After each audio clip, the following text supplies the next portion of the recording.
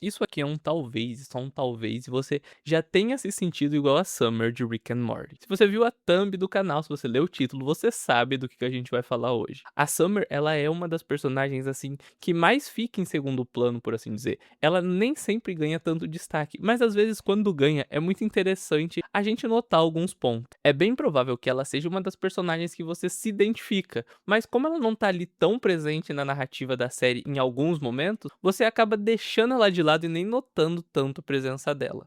A gente sempre vai se identificar com vários pontos em vários personagens distintos. Não existe um personagem meio que específico que seja tipo, nossa, eu me identifico 100% com ele ou eu não me identifico em nada com ele. Pode ter certeza que todo personagem tem alguma parte dele que você vai olhar e vai falar, eu meio que entendo. Antes da gente partir pro assunto principal do vídeo, eu gostaria de pedir a sua inscrição porque ajuda bastante o canal a crescer, né? Sou um canal pequeno, então dá uma forcinha aí, deixa o seu like e comenta o que você acha do vídeo no final. A gente vê ao longo da série vários episódios interessantes onde eles focam na Summer. A Summer, ela tem uma personalidade um tanto quanto forte. Óbvio, ela é uma adolescente, então eles meio que deram uma bela estereotipada ali nela. E ela é o estereótipo de um adolescente, não tenho o que dizer. Ela meio que se engaja em causas sociais, muitas vezes sem nem olhar os riscos, como por exemplo foi o caso ali do Rick, onde ele teve aquele encontro com a unidade. Pra quem não se lembra, a unidade ela consegue meio que se tornar uma mente coletiva assumindo ali outras mentes. E esse episódio foi legal porque a Summer ela meio que queria porque ela achava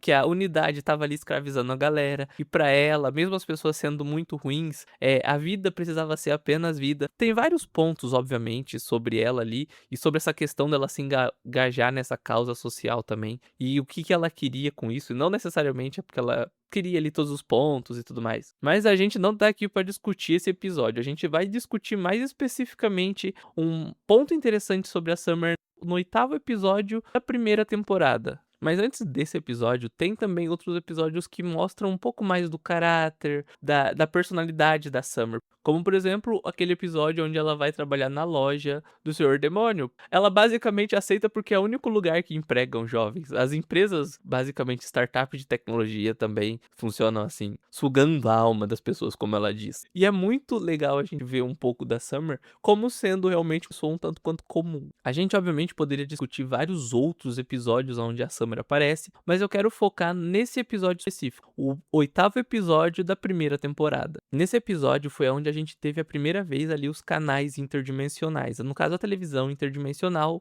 e nele é aonde a Beth e o Jerry conseguem ver suas vidas alternativas. Por um incômodo do destino, quando a Summer bota os óculos ali que o Rick criou, todos os universos em que ela aparece, tá uma vida um tanto quanto calma, uma vida mais tranquila, uma vida onde o Jerry e a Beth meio que estão entediados, por assim dizer. E no meio dessa discussão do Jerry e da Beth, deles falando sobre isso, acaba que a gente descobre que a Beth, quando ela viu que estava grávida, ela meio que queria impedir a chegada da Summer a este mundo. Eu acho que eu posso falar assim, eu não sei bem, né? Eu não sei como dizer isso de outro jeito, sem o YouTube, sei lá, cortar o alcance do vídeo, ou achar o contexto meio errado, etc, etc, etc. E nisso a Summer, ela se sente um lixo total, ela se sente um bagaço completo, porque pra ela, ela foi a causa da desgraça da vida do Jerry e da Beth ficar do jeito que ficou. Ao invés de terem escolhido ser felizes, bem entre aspas, o que eles escolheram foi continuar com a gravidez e ter ali a Summer. Isso deixa a Summer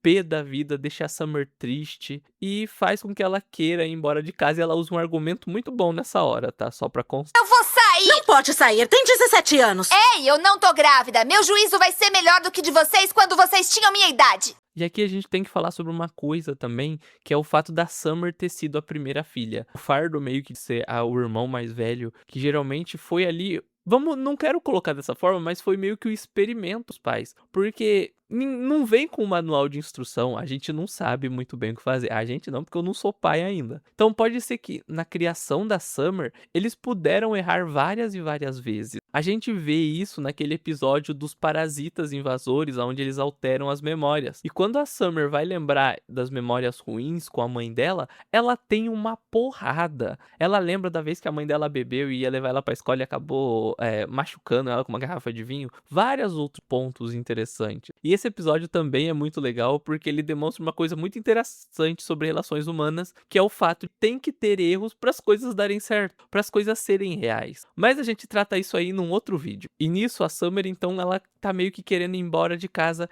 e o Maury vai até ela para tentar conversar com ela e tentar convencê-la de não fazer nada muito precipitado ali, meio que temperado pelas emoções. E ela dá meio que uma carteirada no Maury. Ela fala que, no caso, ele é o filho caçula. Ele não é a causa da desgraça dos pais dele. Ele é apenas o sintoma. Porque eles já haviam mesmo aberto mão de tudo e tudo mais. Já estavam ali seguindo uma vida meio medíocre mesmo para continuar cuidando da Summer. E o Maury só veio depois. Só que o Maury fala, então, uma das coisas assim que eu acho bem interessante. Aquela fala dele é maravilhosa. Aquilo lá fora é o meu túmulo.